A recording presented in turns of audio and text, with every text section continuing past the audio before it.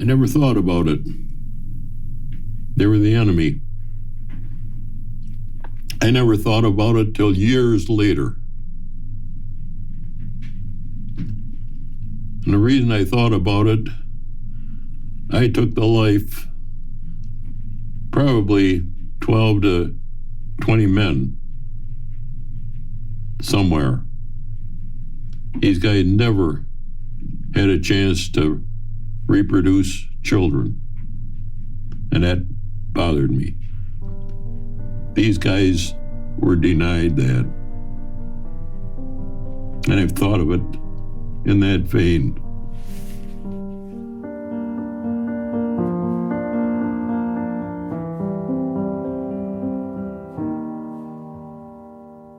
It's still within touching distance in history.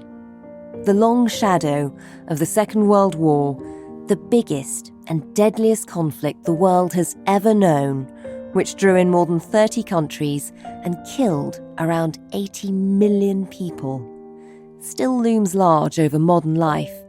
But for a precious few, scattered around the world, it lives on in their memories.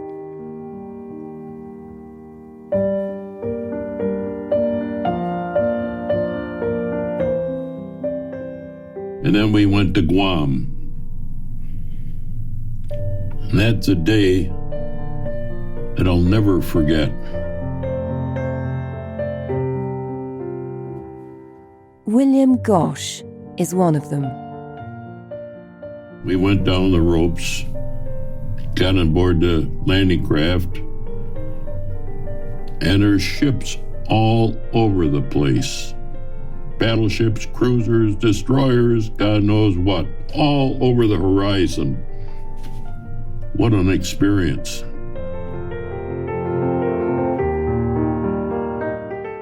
He's now 99, and stories like his from the battlefields in Japan and Guam, a tiny island in the Western Pacific, could easily be lost forever.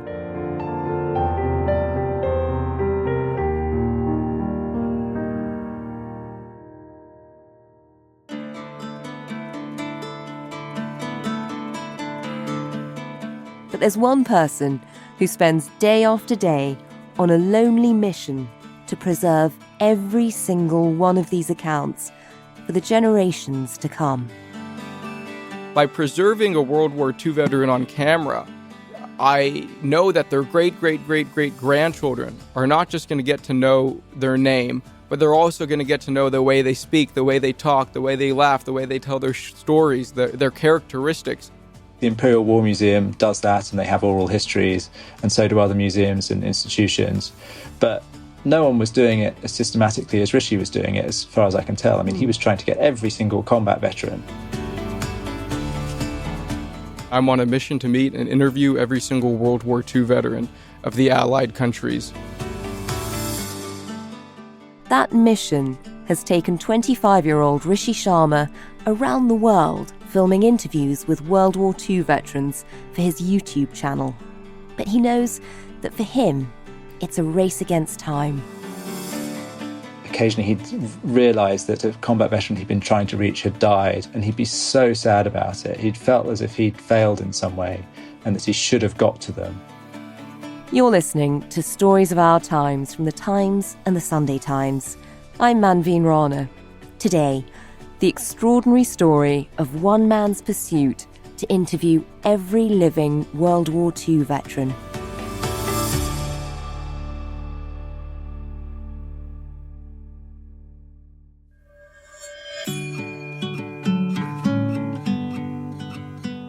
My name is Will Pavia. I'm the New York correspondent for The Times. I write about East Coast news, and I also write features and interview people for the magazine. And, Will, you wrote a particularly moving article about one person you'd come across. Tell us a bit about him. How did you first come across Rishi Sharma? I first saw Rishi in a couple of news stories that had come out of California in 2018. One of them was a sort of Sunday morning breakfast show kind of television interview in which we saw this sort of very young, this teenager, this Asian kid, and he was going to visit World War II veterans and interviewing them. There are real superhero World War II vets out there, and I want to meet them. So in 2014, as a junior in high school, Rishi made it his mission. I ditched so many days of high school to go do an interview. You were skipping school to go interview vets? Yeah, I started writing. And he was posting videos featuring his interviews on YouTube. And what really struck me about the interviews was, I mean, not only was this kid clearly very interested in these veterans, but he was also incredibly knowledgeable. And he would be asking sort of people who were D-Day veterans, sort of about how they managed to get through some of the hedges of Normandy and what kind of ordnance they were up against, and just all these very in-depth questions. So he was clearly somebody who knew a great deal about the subject, and he also had this sort of funny kind of rapport with all these veterans who seemed to take to him. This is an Arasaki 31 caliber rifle. Have you ever fired it since? No, I have not fired it. Could you hold it up a little higher for us, please? How's this? That look better? Yeah, you look like you're in the Wild West. All right. I interviewed him over the telephone in 2018. He was very charismatic. And so I'd first written about him in 2018. And a few months ago, I had this other call from him. And I was amazed to find that he was still doing it. I remember thinking when I first interviewed him, well, perhaps he will do this for a couple of years and then he'll go to college and start having a normal life. But he was still on the road, running out of money, essentially living out of a rental car. And I remember being astonished about that. And so I arranged to meet him up in Buffalo, in upstate New York, where he was interviewing a few veterans. And so the first time I met him, I came out of Buffalo Airport and I was sitting on a bench writing a piece about something else. And he showed up in this little car. He was thinner than when I remembered seeing pictures of him in 2018. Scratchy beard, white T-shirt. There was a toothpaste tube under the handbrake in his car and lots of stuff in the car, which made me think that it clearly was true that he was sort of living in the car. And he was also very comfortable in the car. I remember him telling me that it was almost like an extension of his body by this point because he spent such a lot of time on the road. I mean, what did you make of him? Because that's quite a remarkable first meeting.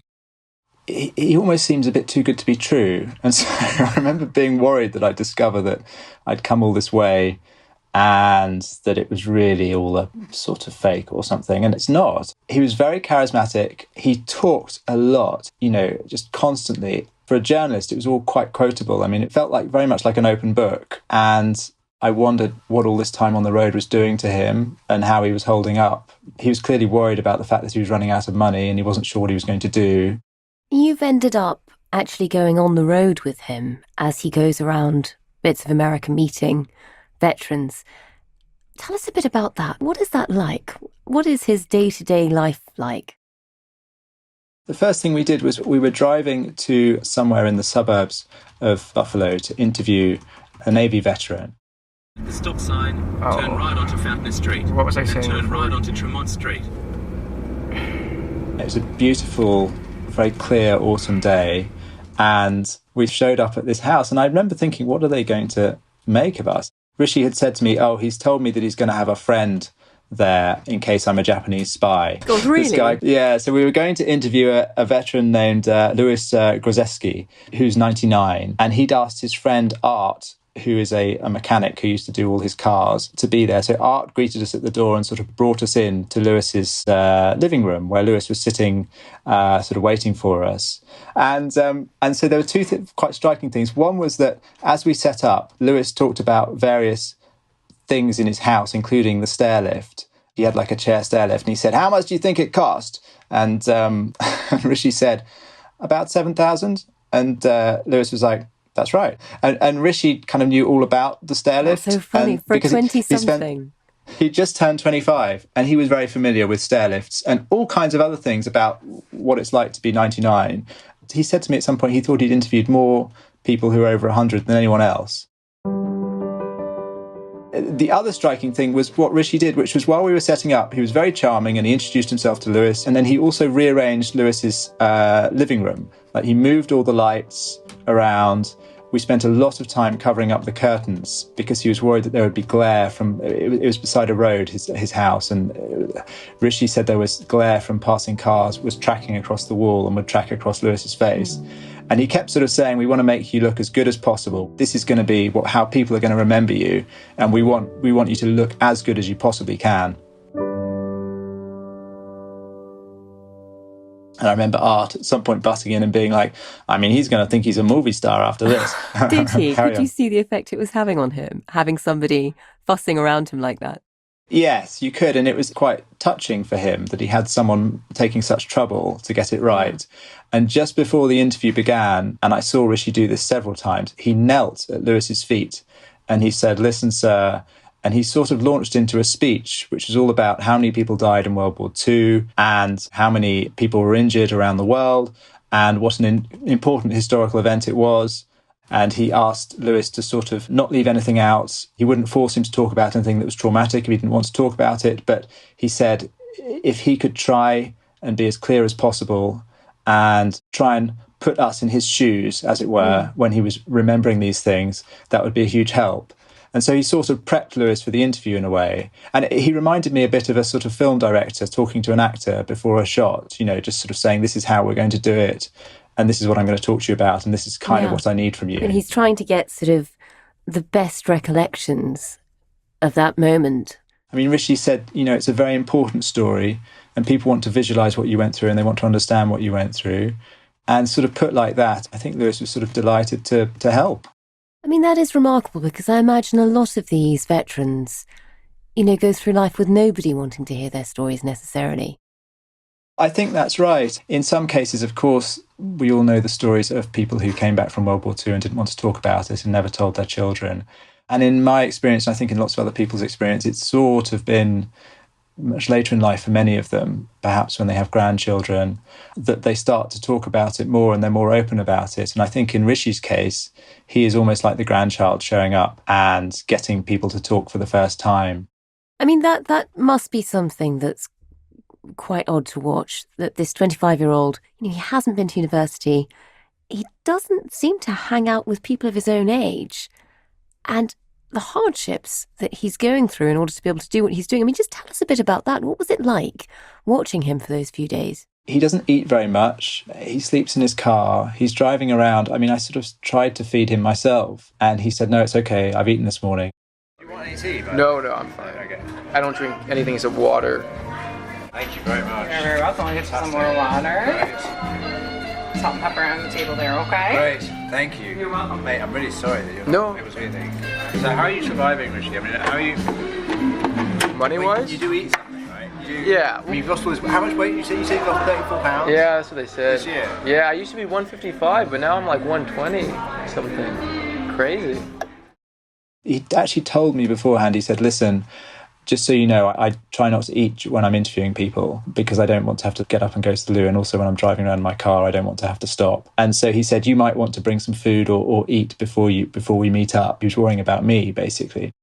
So, I think it's taken a toll on him. And I think also in his car, he said to me he doesn't really have anyone his own age to talk to. It's had all kinds of surprising effects on him. I think also he gets very attached to these men, many of whom are at the end of their lives and who die, who pass away. And he'll then get phone calls from people saying that this guy that you knew and whose story you recorded has died. And he'll be really upset.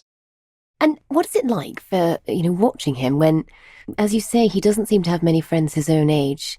It feels a bit like his life is on pause while he does this project. And it's been years now. It does. And I must admit, it's tricky because I don't want him to bankrupt himself doing this. And as far as I can tell, he was sort of running out of money. Initially, he started a GoFundMe kind of fundraiser online, which raised $120,000. And so this was when he first set out. And so he suddenly had all this money. And so when I first spoke to him, he was sort of jetting around the country, speaking to people. People would say, oh, please, could you come and interview me? And he'd go. And so he was in Canada, and then he was in LA, and then he was somewhere else. And he was like, I'm going to go to Britain, I'm going to go to Australia. And he's done all that. He's been all over the world finding veterans and speaking to them. Even when I got the 120 grand, I mean, you're talking to a frugal family guy. I mean, I understood that money might not go forever, so I need to stretch it. Yeah. So there are many times when if I have a flight and I get there, if my flight's at 5 p.m. and I have an interview somewhere the next morning, instead of booking a place that night, I'll spend the night at the airport. Right. I've done many airport stints like that, or, sleeping in the car. But gradually the money started to run out. That money was supporting him, and it's dropped now to about, I think he said about $300 a month, which isn't really enough to keep him going. And when I spoke to him, he showed me his bank account. He had about $1,100 in the bank. I spoke to him a few weeks later and he was in Maryland. I must admit, I don't know what his situation is now, but yeah, it's fair to say he didn't have much longer left, and he was in a rented car. I did worry for him in that respect. What did you make of the whole project, of what he's trying to do? I mean, I think it's a wonderful project. I remember when I first spoke with him, I was once a local newspaper reporter in South London in an area where there was, I suppose like anywhere else, there were lots of war veterans. This would be early 2000s when we were coming up on these sort of big anniversaries of D-Day. I remember sort of going out and speaking to prisoners of war and speaking to people who'd been in the D-Day sort of landings and just being amazed that they were sitting there. And in some cases, it felt as if their story had never been told before. And I remember thinking, someone needs to get on this. Someone needs to, and of course the Imperial War Museum does that, and they have oral histories, and so do other museums and institutions. But no one was doing it as systematically as Rishi was doing it, as far as I can tell. I mean, he was trying to get every single combat veteran. The things that stick with me, like I remember talking to one of the veterans we spoke with, whose name was William Gauche. His story was so incredibly vivid, and he told it so well. And at some point he tapped his head and he said, "It's all in here. It's all in here." It seems like As I say, 80 years, you wouldn't believe it, 80 years later. But these things are just as vivid in my mind as the day they happened, as I'm relating them as well as I can relate them. My memory hasn't changed. He was on oxygen and he was 99. And I remember thinking, gosh, it is all in there, but what happens when he's not around anymore? It's gone. And I suppose thanks to Rishi, it's now on a YouTube video that you can go and watch.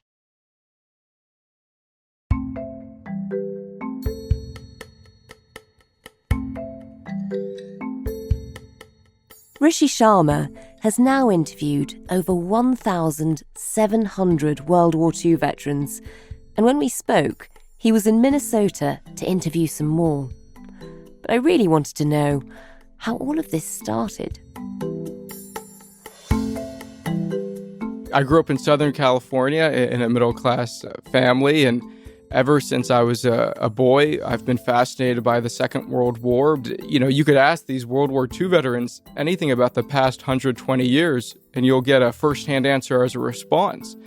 These are people who grew up when horses were a viable means of transportation, and they're likely going to see a human on Mars. And so there's just such a breadth of experiences that you can tap into when it comes to this generation.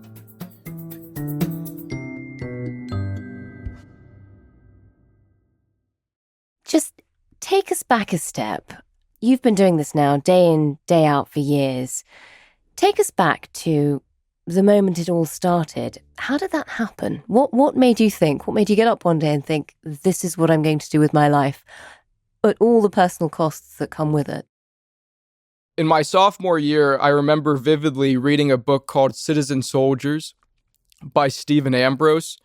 It's a compilation of firsthand experiences from the front lines in Europe, written by different World War II veterans. And I remember reading one chapter about a man named Lyle Book. He was a 21-year-old new officer sent to the front lines right before the Battle of the Bulge. And he was in charge of an understrength platoon, which is usually 42, but he has 18 men in his command. 18 of them, and half of them were killed and half of them were captured, including himself. And they actually helped stop the entire German offensive because those 500 Germans were delayed taking care of these 18 soldiers. The entire German front lines was halted behind them. And they didn't know it till years after the war, but it contributed to the fact that there was enough time for the Allies to bring in reinforcements and stop the entire German attack. And I was just amazed that at 21 years old that you could do that, and I was 16 years old, and I had read that excerpt in the book, and I just knew I wanted this man to know that because of what he did, some kid in Southern California exists and gets to live a full and a free life because of the hell that he went through. And so I looked him up and I found out he was still alive, and this was California time, maybe 8:30 at night, and he was in the Midwest, so it must have been close to 11 p.m. And for some reason, I couldn't wait. I just wanted him to know how much I appreciate what he did in World War II for me, and not just me, but millions and millions of other people. And so I called him. In the U.S., it's quite easy to find people's information on the internet, and I found him on an online phone book, and I ring his house, and this lady picks up, and I say, "Is this Lyle Book, the war hero?" And she starts laughing, and she says, "No, but if you call in the morning, he'll talk to you." And so that morning, I called him, and he was so friendly. He was so happy to hear that a young person, had read the book and was interested in the war. And it struck me at that time. I'm holding the book open in one hand to his chapter, and in the other hand, I'm holding the phone, talking to the actual person. And he's telling me about different lines in the book or how they kind of censored a part of it to make it look cleaner, or he's telling me the inside story, the inside scoop of what happened. That's amazing. But that could have been where your adventure stopped. You'd read about this man, you'd hero worshipped him, you'd managed to get hold of him. What makes you extend that mission? What makes you go on and want to speak to so many more? I had such a positive experience interacting with Mr. Book that I decided to call a few other veterans from the book. Please leave your message. Thank you. I hope this reaches you in good health, sir. I'm trying to get in touch with the Marine.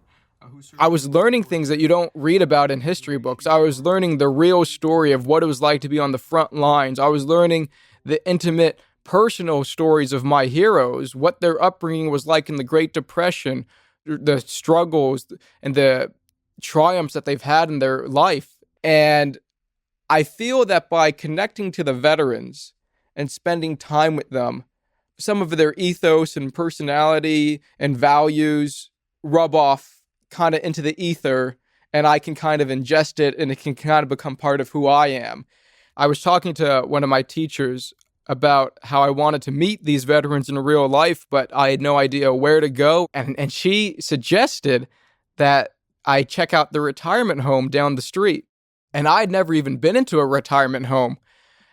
And I rode my bike there one day after school, and I walked in the front door, and I said to the receptionist, "I would like to meet some World War II heroes, please." And she looks at me flabbergasted, and she had no idea what to do. And she says, "Let me have you talk to the director." And this man comes out, a middle-aged man with a thick mustache, and his name's Lloyd. And he says, "Young man, come in here and tell me what you want to do." And at that point, I just wanted to make some friends. I just wanted to hang out with some of my heroes. But when he wanted to know why I wanted to meet the World War II veterans, I had to come up with an excuse. And that's really where the whole interviewing concept came from. It was the first thing I could think of why, I wanted to hang out with these World War II veterans. And I told him I wanted to interview them. And he says, "Well, you're the youngest person I've seen walk in these doors in a long time, and I'm so happy. I'm going to personally introduce you to all the World War II veterans we have."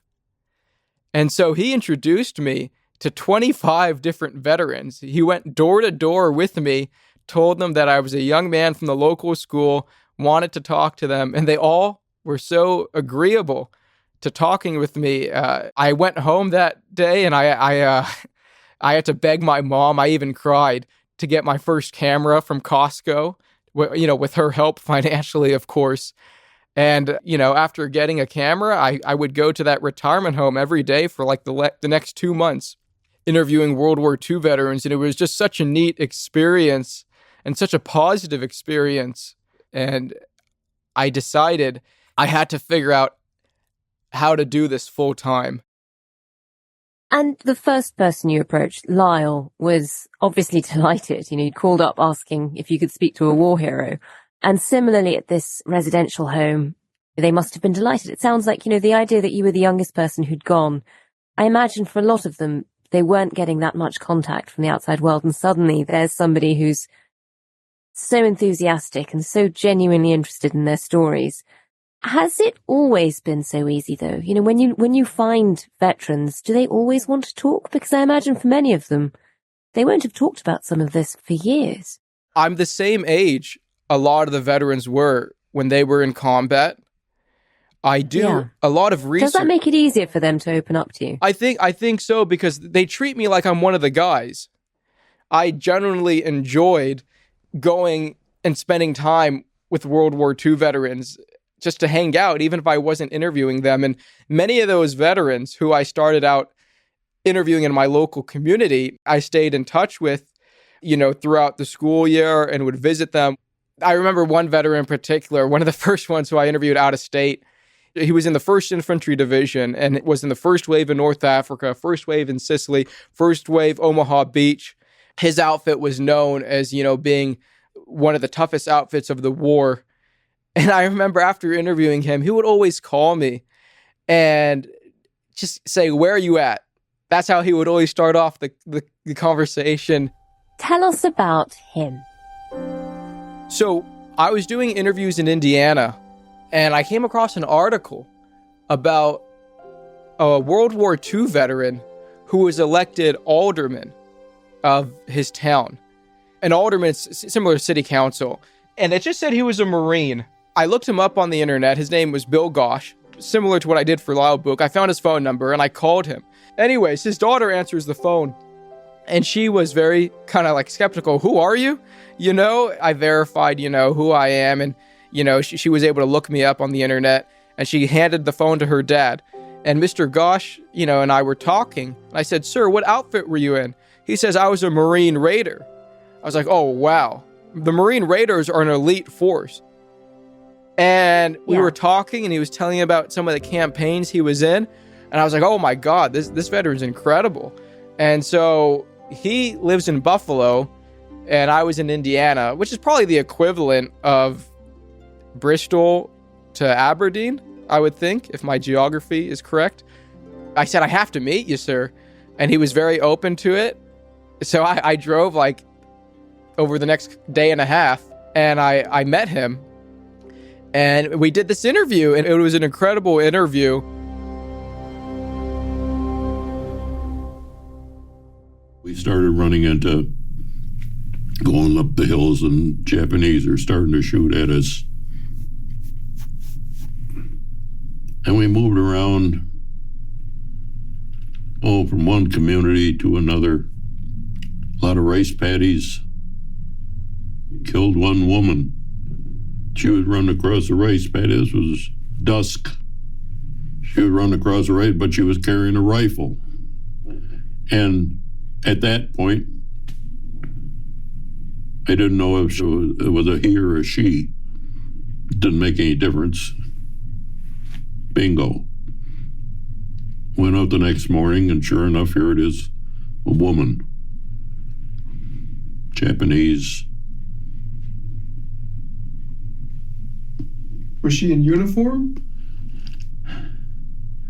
Kinda. By that I say kinda. She had a hat on. I kept her hat, and it's around here someplace. A hat that the sides come down on it. It had fur on it. Thing with an anchor on the top of it. I thought that's pretty nice. I'll keep that. And I kept it. And it's somewhere around here. He had never really opened up about his war experience. But it just took someone who knew about his campaigns. It just took someone to be in that position and happened to have a camera recording his interview. It went on for like 3 hours. It was just him and me just having this conversation as if the camera wasn't there. And I ended up putting it on the internet on our YouTube channel, Remember World War II. And it got like 1 million, I think it's close to like 1.5 million now, people that watched it. His birthday was coming up when I put it up on the channel, which was about a month after we did the interview. And so I did a call to action for our subscribers. I said, hey, if you don't mind, please write this hero a thank you letter. It will mean the world to him. What a lovely thing. Completely free, but something that will really make an impact. It just really meant a lot. That's amazing. Yeah. At that age, to suddenly feel like a hero. You are doing remarkable work in honoring the sacrifices made by so many of these veterans. But you are sacrificing quite a lot of your own life to do it. I mean, you're 25. This is now the mission that takes up your days. How much is it affecting your own life? It's an interesting question because I started these interviews at an age when, and even today, it's still part of my formative years. So I don't really know what life is like without doing World War II veteran interviews. I didn't have the best childhoods growing up.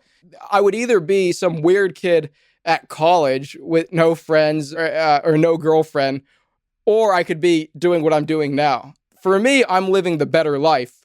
I don't see it as a trade-off. I mean, yeah, I've never had a girlfriend. I don't have people my age who I hang out with or associate with, but I get to meet and I live in a car. I mean, you know, I guess I am homeless, but for me, all that stuff, it's hard to complain about like having a pimple or not being cool or not having this many Instagram followers or not being wealthy when you've met people who've had their arms and legs blown off. It's just the perspective. That's the most important thing I've gained in the interviews is perspective. You know, I can live in a car, but it's not like anyone's trying to kill me. You know, it's not like artillery shells are going off. But, you know, my ultimate goal is really to partner with an organization to get all the World War II veterans on camera. It's not about Rishi interviewing all the veterans, right? It's about how can we create this movement? We have the technology. Everyone has a phone with a camera on it. We could literally, if the world wanted to, I did the math. If we wanted to interview every single veteran from all the countries, we could do it in 2 weeks. We have the know-how, the technology, the manpower. Literally, I have a question guide, a step-by-step question guide on our website where there's a video tutorial. This is too simple not to do. We have these incredible veterans still amongst us, and we should not wait till there's only one left to really shower them with attention.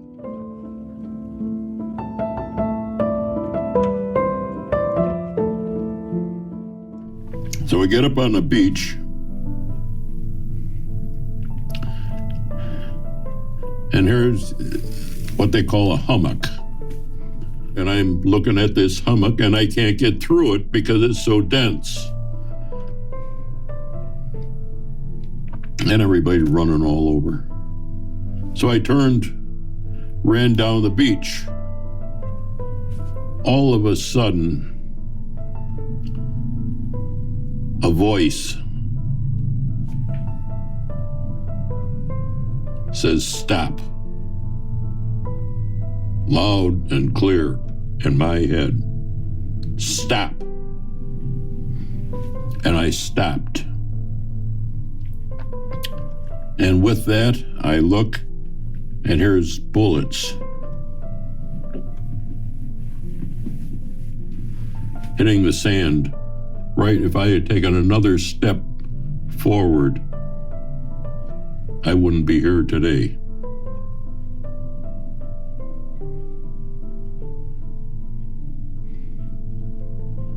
I said, "Thank you, God." And I turned and ran up to this hummock, and I sat down and I prayed.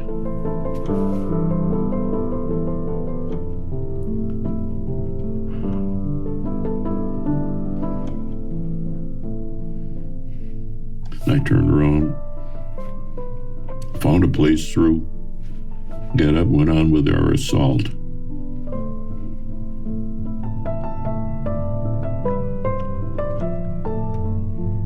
Taught me one thing.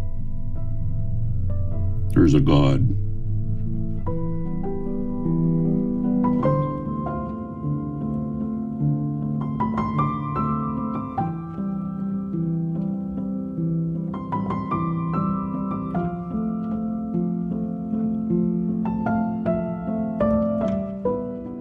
You've been listening to Stories of Our Times, a podcast brought to you thanks to the subscribers of The Times and The Sunday Times, with me, Manveen Rana, and my guests, The Times New York correspondent Will Pavia and the remarkable chronicler of World War II, Rishi Sharma.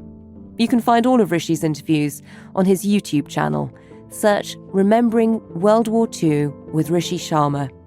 And if you want to contribute, you can find him on GoFundMe.com or at rememberingww2.org. The producer today was Priyanka Deladia. The executive producer is Kate Ford, and sound design was by David Crackles. If you can, please do leave us a review wherever you get your podcasts. Thanks for listening.